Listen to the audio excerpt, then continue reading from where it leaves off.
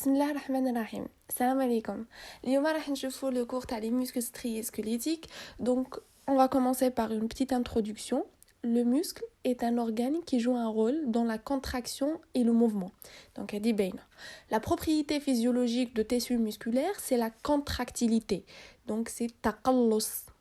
Les cellules musculaires ou bien ce qu'on appelle les myocytes ou là, نسميوهم les fibres musculaires. Donc نقولوا fibre musculaire ou نقولوا myocyte ou نقولوا cellule musculaire, c'est la même chose. L'organisme contient plus de 600 muscles squelettiques. Alors, avant de se concentrer à les muscles squelettiques striés, on va voir les différents types de muscles qui sont dans l'organisme. Donc, on a 3 types. Il y en a les muscles squelettiques, les muscles cardiaques et les muscles lisses. Les muscles squelettiques et les muscles cardiaques sont des muscles striés. علاش سميناهم des muscles striés c'est par rapport à l'aspect تاعهم كي نشوفوهم par microscope راح نشوفو بلي il y a la présence des stries. Donc c'est pour ça سميناهم des muscles striés. Alors que les muscles lisses sont des muscles non striés. معناتها كاين l'absence تاع les stries, il y a pas de stries. Voilà. Alors, les muscles squelettiques sont des muscles à contraction volontaire. D'accord. Alors que les muscles cardiaques et les muscles lisses sont des muscles à contraction involontaire. معناتها ما نقدروش حنايا نتحكموا في les battements de cœur تاعنا. Alors, maintenant on va voir les fonctions تاع les muscles squelettiques striés. Alors, on a 3 fonctions essentielles. Les muscles striés squelettiques produisent des mouvements, stabilisent la position du corps et produisent la chaleur, la thermogenèse. Pour la description d'un muscle strié squelettique, donc fait 2 parties. Au milieu, on a le ventre musculaire qui est volumineux, contractile et rouge. Le voilà. Donc, le ventre musculaire. Et aux extrémités, on a le tendon musculaire. C'est un tissu qui est fibreux, élastique et solide. Voilà, donc هو اللي يربط le muscle avec l'os. Maintenant, on passe aux différentes formes des muscles. Donc, on a les muscles longs, les muscles plats et les muscles courts et même les muscles annulaires. نروحوا l'organisation anatomique du muscle strié squelettique. Alors, concentrez-vous. Si vous تسمعوني وتفهموا وتبعوا bien, باش تعرفوا كيفاش راهي l'organisation تاع le muscle. C'est simple. Hein? Donc, راح نبداو من l'intérieur vers l'extérieur. Alors, chaque fibre musculaire ou la cellule musculaire, c'est la même chose, est entourée d'une fine gaine de tissu conjonctif, اللي نقولوا لها endomysium. D'accord? Endomysium. Endo déjà معناتها عفساك اللي جايه à l'intérieur. Endo. D'accord? Ensuite, plusieurs fibres, معناتها une fibre, plusieurs, راح يعطيونا ce qu'on appelle faisceau. D'accord? هذاك le faisceau راهو enveloppé par une gaine de tissu conjonctif اللي اسمها périmysium. D'accord? Péri, c'est suite à périphérique. Donc, on va dire c'est entre et entre. Vous voyez, c'est la périphérie. En dernier, on a faisceau. Donc, plusieurs faisceaux. راح يمدونا un muscle. Le muscle هذاك راح يكون enveloppé d'une gaine qui est la plus dense. نقولوا لها épimysium. Et épi veut dire sur, ou la veut dire c'est la partie la plus externe. Voilà. نعاود. قلنا chaque fibre musculaire entourée par endomysium. D'accord? Ensuite, plusieurs fibres راح يعطيونا ce qu'on appelle faisceau. Chaque faisceau est entouré par périmysium. Ensuite, plusieurs faisceaux راح يعطيونا ce qu'on appelle un muscle. Le muscle راهو مغلف بépimysium. D'accord? C'est simple. Toutes ces enveloppes يتلاقاو في l'extrémité تاع le muscle. واش يمدونا le tendon qui se fixe sur l'os. فهمتوا؟ معناتها هادوما l'endomysium, l'épimysium et la périmysium في ثلاثة رايحين يتلاقاو في l'extrémité تاع le muscle. واش يمدونا يفورميو لنا سكون ابل لو طوندون. لو طوندون راه يتفيكسا على لوس. Voilà, donc c'est simple. J'espère vraiment يكون jusqu'à maintenant clair. نروحو دوكا l'unité motrice. L'unité motrice en arabe c'est الوحدة المحركة. Voilà. Donc une unité motrice est formée par un motoneurone. Déjà c'est quoi un motoneurone? Un moto c'est un moteur. Vous voyez, neurone moteur situé dans la moelle épinière. Donc on chauffe. Quand son prolongement l'axone ou ensemble des fibres musculaires que le motoneurone énerve. Alors, chauffe. Comme c'est un contact ou là une connexion entre une cellule nerveuse ou une cellule musculaire. D'accord. كيفاش تصرى هاد la connexion? شوفوا. راح نبسطها لكم. شوفوا. Le motoneurone جاي هنايا في la moelle épinière. هنايا.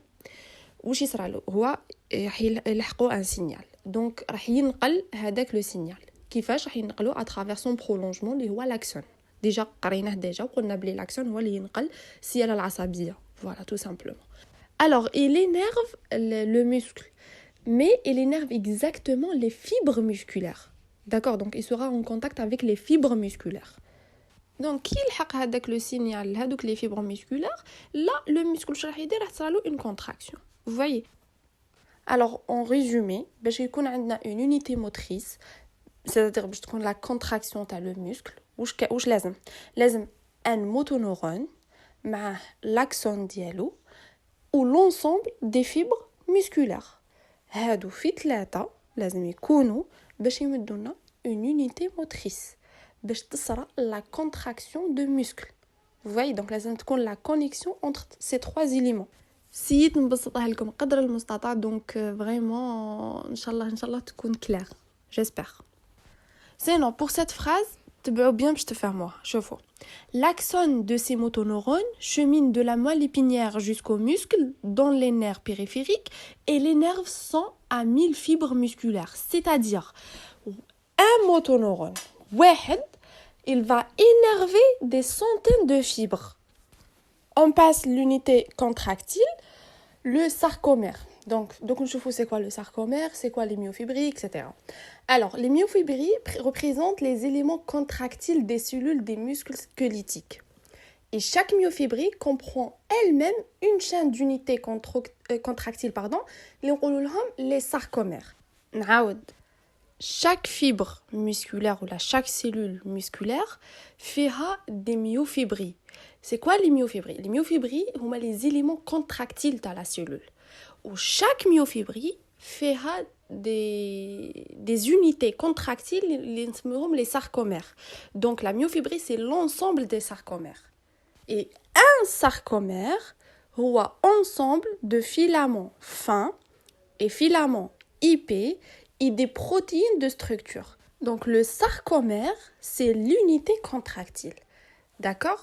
D'une autre façon, les sarcomères, c'est des cirés de bandes transversales claires et sombres. Les bandes claires, on les bandes de I. Et les bandes sombres, on les bandes de A. Les deux bandes, l'A ou l'I, se trouvent au même niveau. Huma les me donnent l'aspect strié aux fibres musculaires. D'accord? Alors, شوفوا نرسم لكم هنايا باش تشوفوا les deux bandes les كاين, enfin les bandes كامل les كاين au niveau de sarcomère. Alors, on a هكا زعما هذا هو le sarcomère, donc fait des bandes sombres ou des bandes claires. D'accord? Alors, هادوما les bandes sombres ou هادوما les bandes claires. Les bandes sombres راح نسميوهم les bandes A ou les bandes claires نسميوهم I. Bon, j'ai pas précisé un truc que la structure t'as les bandes etc. نشوفوها en microscope optique. Alors voilà, le sarcomère عبارة عن تناوب تاع هاد لي بوند clair et sombre. شوفوا هايليك هنايا c'est une zone sombre, puis une zone claire, puis une zone sombre, puis une zone claire وهي رايحة. Donc تناوب تاع les deux bandes. À l'intérieur des zones sombres, il y a une petite partie claire. Attendez, voilà. Une autre partie claire. نسميوها la zone H. Et cette dernière, donc la zone H, est divisée au milieu par une ligne M. Voilà. Une ligne M. Et la zone claire est divisée au milieu par une strait Z. Une strait Z et une strait Z. نعاود. Le sarcomère, c'est des cirés du bande sombre et des bandes claires. Les bandes sombres, نسميوهم les bandes A, et les bandes claires, نسميوهم les bandes I. Les bandes claires sont divisées par une strait اللي نسميوها Z, et les bandes sombres فيهم une petite partie claire اللي نسميوها H. Cette partie est divisée au milieu par une ligne نسميوها M. Maintenant, on passe la structure en microscopie électronique. Donc la structure les bandes, c'était en microscope optique. La structure sous microscope électronique montre que un sarcomère est compris entre deux lignes Z. La région où il y a des filaments d'actine et de myosine est appelée bande A. La région où il n'y a que l'actine, c'est la bande I. Celle où il y a que la myosine, c'est la zone H. C'est quoi la myosine et l'actine? La myosine et l'actine sont des protéines. Ou l'actine ou la myosine كاين une connexion بيناتهم. Donc راح يكونوا مفيكسيين مع بعضهم. Alors la ligne Z est constituée de protéines de structure qui sert de site de fixation des filaments fins. C'est quoi les filaments fins? Les filaments fins, on a les filaments d'actine. La ligne M fait protéine de structure qui sert de site de fixation des filaments épais. Et les filaments épais, on a le filament de myosine. حاب يقول باللي myosine راح تتفيكسا على la ligne M ou l'actine تتفيكسا على la ligne Z. Bon, les myofilaments épais ou la myosine. Alors, les têtes de myosine comportent les sites de liaison de l'actine. On a déjà entre l'actine et la myosine qu'il y a une connexion, qu'il y a une fixation. Donc, la myosine a un site où il fixe l'actine. D'accord? Super. Où je fais tani? Les têtes de myosine comportent aussi de l'ATP ainsi que des enzymes ATPase qui dissocient l'ATP pour produire l'énergie nécessaire à la concentration musculaire. Voilà. Donc, la tête de la myosine fait un site de liaison pour l'actine, fait l'ATP, un site pour la fixation de l'ATP, ou fait une enzyme ATPase les راح dissocient l'ATP pour produire l'énergie. Ou l'énergie, elle est nécessaire pour la contraction musculaire. Donc, باش le muscle sera une contraction, لازم له énergie. Voilà.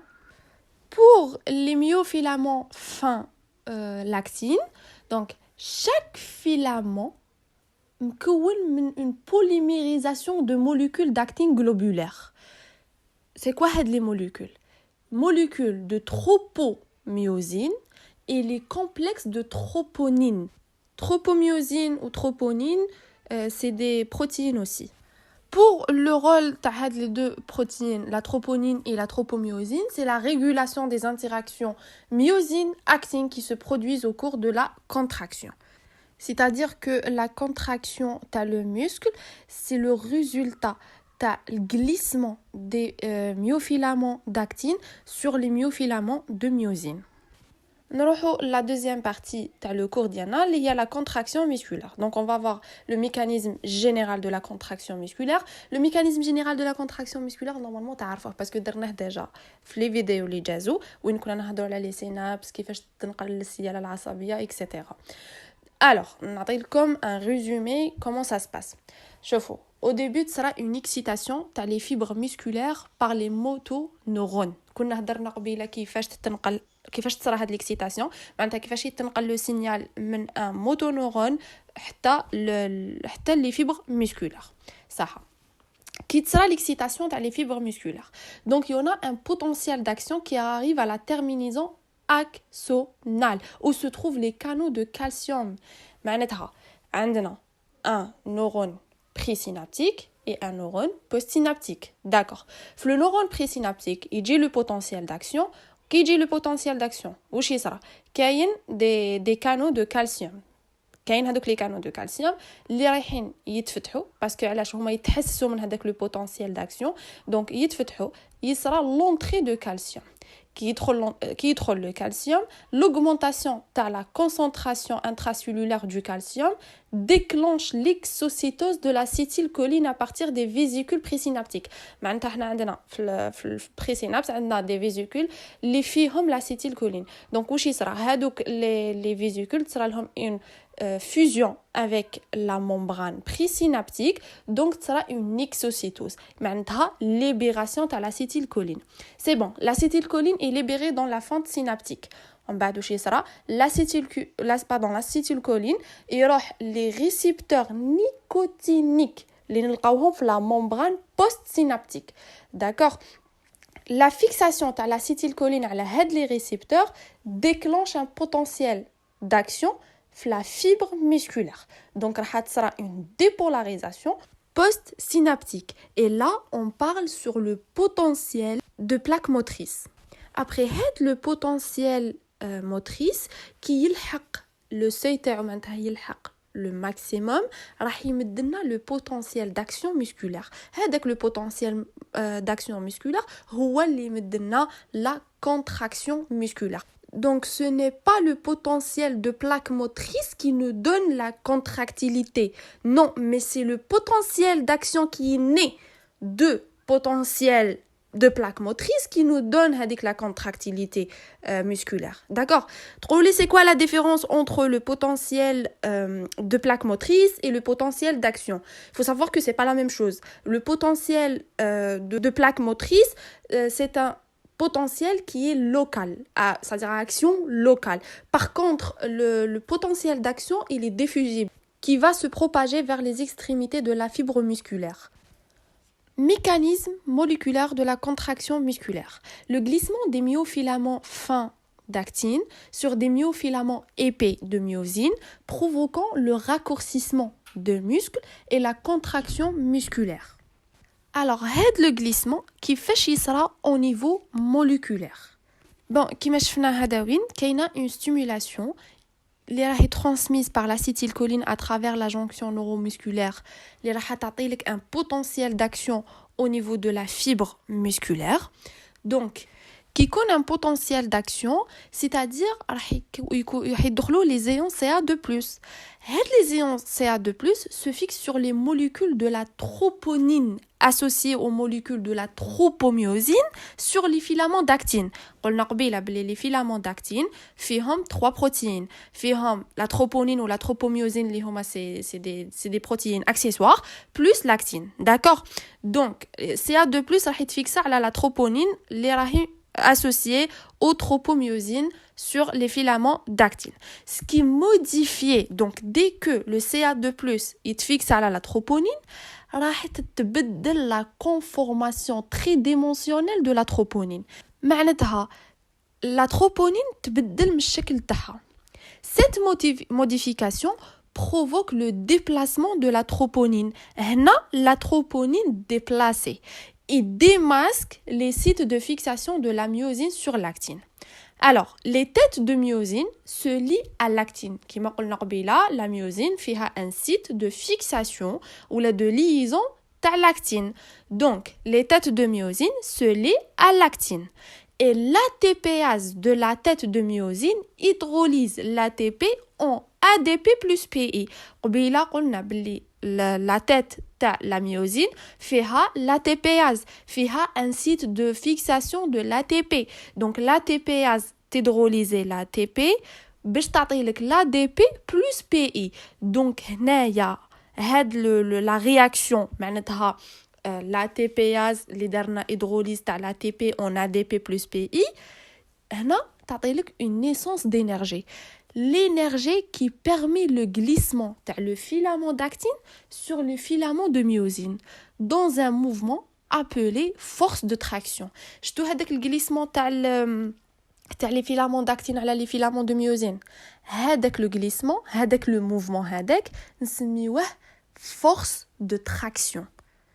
وهكا تكون la contraction musculaire. Alors, lors de la contraction musculaire, la longueur de le sarcomère devient plus courte. تصغر. قبيلة قلنا raccourcissement. Donc, تصغر. Sans qu'il y a un changement dans la longueur des filaments fins et épais. C'est vrai que la longueur des sarcomères راح تولي courte, mais ماشي معناتها la longueur des filaments fins et épais اللي ولات courte. لا. C'est juste parce que كاين un glissement. هذاك le glissement هو اللي يرجع la longueur تاع le sarcomère courte. C'est tout. Après, lorsque le potentiel d'action se coupe, maintenant c'est bon, mais cache un potentiel d'action, mais cache des ions Ca2+, fixine à la troponine, donc la troponine reprend sa configuration initiale et puis les filaments fins retournent à leur état initial et le muscle se relâche. Donc voilà, j'espère que كان clair le cours تاع اليوم, j'espère نكون بسطته لكم, نكون سهلته لكم شوية. Donc merci pour votre attention وربي يوفقكم إن شاء الله.